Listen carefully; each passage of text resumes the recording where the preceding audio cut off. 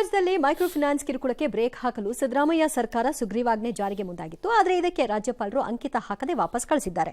ಹಲವು ಆಕ್ಷೇಪಗಳನ್ನು ಎತ್ತಿರುವ ರಾಜ್ಯಪಾಲರು ಸ್ಪಷ್ಟನೆ ಬಯಸಿ ಕಡತವನ್ನು ವಾಪಸ್ ಕಳಿಸಿದ್ದಾರೆ. ಬಜೆಟ್ ಅಧಿವೇಶನದಲ್ಲಿ ಇದನ್ನು ಮಂಡಿಸಿ ಸಾಧಕ ಬಾಧಕಗಳ ಬಗ್ಗೆ ಚರ್ಚಿಸಿ ಅಂತ ಸಲಹೆ ಕೊಟ್ಟರು. ಆದರೆ ಇದನ್ನು ಪುನರ್ ಪರಿಶೀಲನೆಗೆ ಕಳಿಸಲು ರಾಜ್ಯ ಸರ್ಕಾರ ಪ್ಲಾನ್ ಮಾಡಿಕೊಂಡಿದೆ. ರಾಜ್ಯಪಾಲರ ಆಕ್ಷೇಪಗಳಿಗೆ ಕಾನೂನು ಇಲಾಖೆ ಉತ್ತರಗಳನ್ನು ಸಿದ್ಧಪಡಿಸಿಕೊಂಡಿದ್ದು ಅದನ್ನು ಸಿಎಂ ಒಪ್ಪಿಗೆಗೆ ಕಳಿಸಿದೆ.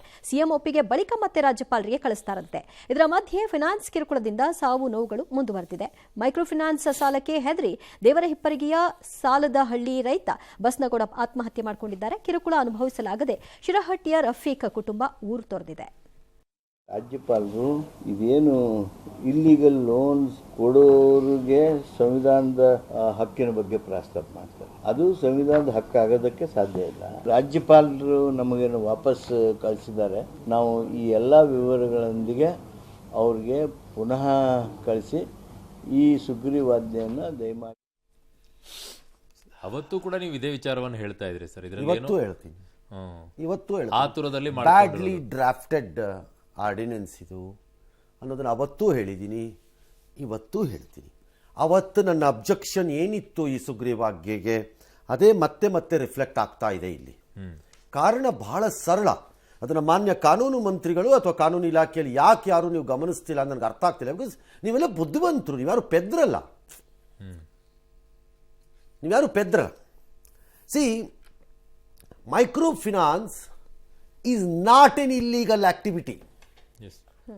ಬೇಸಿಕ್ ಪ್ರಶ್ನೆಗೆ ಉತ್ತರ ತಗೊಳ್ಳಿ ಫಸ್ಟ್ ನೀವು. ಅದು ಕಾನೂನಿಗೆ ವಿರುದ್ಧವಾದ ವ್ಯವಹಾರವೋ ಅಲ್ಲ. ಪ್ರಾಸ್ಟಿಟ್ಯೂಷನ್, ವೇಶ್ಯಾವಾಟಿಕೆಯ ಕೇಂದ್ರವನ್ನು ಬೋರ್ಡ್ ಹಾಕಿ ನಡೆಸುವುದು ಕಾನೂನು ಪರವೋ ಅಲ್ಲ. ಅವಕಾಶ ಇಲ್ಲ, ಜಾಗ ಇಲ್ಲ ಅಲ್ವಾ? ಗುಂಡು ಮಾರಲು ಲೈಸೆನ್ಸ್ ಇದ್ದವನನ್ನು ಬಿಟ್ಟು ಇಲ್ಲದವನು ಮಾರಿದರೆ ಬೋರ್ಡ್ ಹಾಕಿ ಏನಾದೀತು? ಕಾನೂನು ಬಾಹಿರ. ಅವನ ಮೇಲೆ ಏನ್ ಮಾಡ್ತೀರಿ? ಎಕ್ಸೈಸ್ ಆಕ್ಟ್ ಅಲ್ಲಿ ಕ್ರಮ ತಗೋತೀರಿ. ಹೌದು. Same is your micro finance. ಸ್ಥಾಪಿತ ಕಾನೂನುಗಳ ಅಡಿಯಲ್ಲಿ ಯಾರು ಮೈಕ್ರೋ ಫಿನಾನ್ಸ್ ಸ್ಥಾಪನೆ ಮಾಡಿದ್ದಾರೆ ಅವರನ್ನ ನೀವು ಅಕ್ರಮ ಎಂದು ನಿರ್ಬಂಧಿಸಲು ಆಗಲ್ಲ. ಬರ್ಕೊಡ್ತೀನಿ. ಬಟ್ ಅವ್ರ ನಿಯಮಗಳ ಪಾಲನೆ ಮಾಡ್ತಿದ್ದಾರೆ. ಎಕ್ಸಾಕ್ಟ್ಲಿ. ಸೊ ನಿಯಮಗಳು ಏನು? ಲೈಸೆನ್ಸ್ ಕಂಡೀಷನ್ಸ್ ಅಲ್ಲಿರುವ ನಿಯಮಗಳು ಏನು? ಫಸ್ಟು ಎಲ್ಲ ಬ್ಯಾಂಕ್ಗಳಿಗೂ ಲೈಸೆನ್ಸ್ ಕಂಡೀಷನ್ಸ್ ಇವೆ. ಟಿವಿ ನಡೆಸ್ತಿರೋ ನಮಗೆ ಲೈಸೆನ್ಸ್ ಕಂಡೀಷನ್ ಇದೆ. MIB-ನವರು ಅಂದರೆ ಇನ್ಫಾರ್ಮೇಷನ್ ಅಂಡ್ ಬ್ರಾಡ್ಕಾಸ್ಟಿಂಗ್ ಮಿನಿಸ್ಟ್ರಿ, ಕೇಂದ್ರ ಸರ್ಕಾರದವರು ನಮಗೆ ಇದನ್ನು ನಡೆಸೋಕ್ಕೆ ಲೈಸೆನ್ಸ್ ಕೊಟ್ಟಿದ್ದಾರೆ. ಅದನ್ನು ನಾವು ರಿನ್ಯೂ ಮಾಡ್ಕೋಬೇಕು. ನಮಗೆ ಕಂಡೀಷನ್ಸ್ ಇದೆ ಅದಕ್ಕೆ. ಹಾಗೆ ಬ್ಯಾಂಕ್ಗಳಿಗೂ ಇವೆ, ಹಾಗೆ ಮೈಕ್ರೋ ಫಿನಾನ್ಸ್ಗೂ ಇದೆ. ಇದರ ವಯಲೇಷನ್ಸ್ ಏನು ತಗೋಬೇಕು ನಾವು, ಮತ್ತು ಅದರ ಒಳಗಡೆ ಹೊಸ ಕಾನೂನುಗಳನ್ನು ಜನರಿಗೋಸ್ಕರ ಮಾಡಿಕೊಡಬೇಕು. ಬಟ್ ರಾಜ್ಯ ಸರ್ಕಾರಕ್ಕೆ ಇವುಗಳ ಮೇಲೆ ಕ್ರಮ ತಗೊಳ್ಳುವಂತ ಪವರ್ ಇಲ್ವಾ? That's A different issue. ಅದಕ್ಕೆ ಆಮೇಲೆ ಬರೋಣ ಅದಕ್ಕೆ ಆಮೇಲೆ. ಹಾಗಾಗಿ ಸಾಲ ಮನ್ನಾ ಮಾಡ್ತೀವಿ. ಹೂ ಆರ್ ಯು ಮನ್ನಾ ಮಾಡೋಕ್ಕೆ? ನೀವು ಹೆಂಗೆ ಮನ್ನಾ ಮಾಡ್ತೀರಿ? ನಂಗೆ ಅರ್ಥನೇ ಆಗಲಿಲ್ಲ ಅವತ್ತೂ. ನಂಗೆ ಇವತ್ತೂ ಅರ್ಥ ಆಗ್ತಿಲ್ಲ. ನಾಳೆ ಅದಕ್ಕೆ ನಾನು ಕೇಳಿದ್ದ ಅವತ್ತು, ನಾಳೆ ನೀವು ನ್ಯಾಷನಲ್ ಬ್ಯಾಂಕ್ಸ್ ಹಂಗಾರೆ ಒಂದು ಸುಗ್ರೀವಾಜ್ಞೆ ತಂದುಬಿಟ್ಟು ಮನ್ನಾ ಮಾಡಿದ್ದೀವಿ ಅನ್ನೋಕ್ಕಾಗುತ್ತೋ? ಬರಲ್ಲ. ಲೈಸೆನ್ಸ್ ಇಲ್ಲದೆ ಮಾಡೋರಿಗೆ ಮನ್ನಾ. ಎಕ್ಸಾಕ್ಟ್ಲಿ. ಲೈಸೆನ್ಸ್ ಇಲ್ಲದೆ ಮಾಡುವವರ ಪ್ರಶ್ನೆ ಈಗ ನೆಕ್ಸ್ಟ್ ಉದ್ಭವ ಆಗ್ತಿರೋದು. ಸ್ಟ್ರೈಟ್ ಅವೇ ಆಕ್ಷನ್ ತಗೊಳ್ಳಿ. ಈಗಿರೋ ಕಾನೂನುಗಳಲ್ಲೇ ನೀವು ಸ್ಟ್ರೈಟ್ ಅವೇ ತಗೊಳ್ಳಿ. Go and get them arrested, put them in side. ಒಳಗೆ ಕೇಳ್ತೀನಿ, ಮೂಳೆ ಮುರಿದ್ಬಿಟ್ಟೆಲ್ಲ ಅವನಿಗೆ. ಅವರೇ ಬಡ್ಡಿ ಮೀಟರ್ ಬಡ್ಡಿನೋ, ಅಡಿ ಬಡ್ಡಿನೋ, ಚಕ್ರ ಬಡ್ಡಿನೋ, ಅದ್ಯಾವುದೋ ಮಾರ್ಸ್ ಬಡ್ಡಿನೋ, ಮೂನ್ ಬಡ್ಡಿನೋ, ಯಾವುದೋ ಬಡ್ಡಿ ಅದು ಅವ್ರು ಮುಖಾಮೂತಿ ನೋಡಿದ್ರೆ ಬುರ್ಡೆ ಕೆತ್ತಿ ಅವ್ರಿಗೆ ಯಾವನ್ ಬೇಡ ಅಂದವನು. ಈಗಿನ ಕಾನೂನಲ್ಲಿ ಜಾಗ ಇದೆ,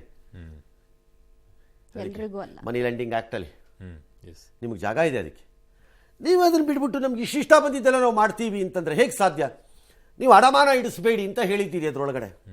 ನಾನು ಅದಕ್ಕೆ ಕೇಳಿದೆ, ರಾಜ್ಯ ಸರ್ಕಾರದವ್ರು ಸಾಲ ಬೇಕು ಅಂದಾಗ ಅಡಮಾನ ಇಡ್ತೀವಿ ಅನ್ನೋದಾದರೆ ಮೈಕ್ರೋ ಫಿನಾನ್ಸ್ದವ್ನು ಹೆಂಗೆ ಅಡಮಾನ ಇಲ್ಲದೆ ಸಾಲ ಕೊಡು ಅಂತೀರಿ ಅಂತ ನಾನು ಕೇಳಿದೆ ಅವತ್ತು ನಿಮಗೆ. ಇಟ್ಸ್ ಎ ಕಾಮನ್ ಥಿಂಗ್ ಅಪ್ಪ. ನನಗೆ ಅರ್ಥ ಆಗ್ತಿಲ್ಲ ಇವ್ರದ್ದು ವಾದ ಪ್ರತಿವಾದಗಳು. ನೀವು ಇನ್ನೊಂದು ಸರಿ ಕಳ್ಸಿದ್ರೆ ಇನ್ನೊಂದು ಸರಿ ಆಗುತ್ತೆ. ನಾಳೆ ಇದನ್ನು ಅಸೆಂಬ್ಲಿಗೆ ತರ್ತೀರಿ. ಅಸೆಂಬ್ಲಿನಲ್ಲಿ ನಮಗೆ ಬಹುಮತ ಇದೆ ಅನ್ನುವಂತಹ ದಿಮಾಕೋ ಅಥವಾ ಕೊಬ್ಬೋ ಅಥವಾ ನಾವೇ ಬುದ್ಧಿವಂತರು ಅಂತ ತೀರ್ಮಾನಕ್ಕೆ ನೀವು ಪಾಸ್ ಮಾಡ್ಕೋಬೋದು ಅಂತ ಇಟ್ಕೊಳ್ಳೋಣ. It will be struck down in the court. ಬರೆದಿಟ್ಕೊಳ್ಳಿ. ಸೊ ಇದರಿಂದ ನೀವು ಮಾಡ್ತಿರೋದೇನು ಸಿದ್ದರಾಮಯ್ಯನವರೇ, ನಾನು ಈಗಲೂ ನಿಮ್ಗೆ ಹೇಳ್ತಾ ಇದ್ದೀನಿ, someone is misleading you.